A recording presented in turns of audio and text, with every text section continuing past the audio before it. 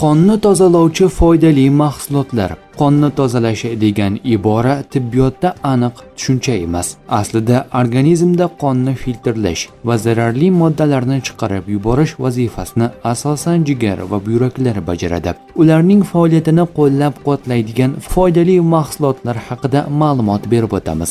Ko'katlar va yashil sabzavotlar, ismaloq, petrushka, ukrop, brokkoli, karam. Ular vitaminlar va minerallar va oksidantlarga boydir. Antioksidantlarga boy o'simliklar hisoblanadi.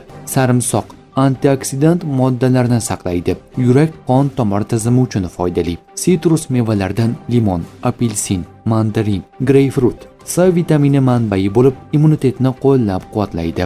Olma, rezavor mevalardan qora smorodina, malina, qulpinay, ko'k meva, sabzi va lavlagi, yong'oq, bodom, zig'ir urug'i, qovoq urug'i.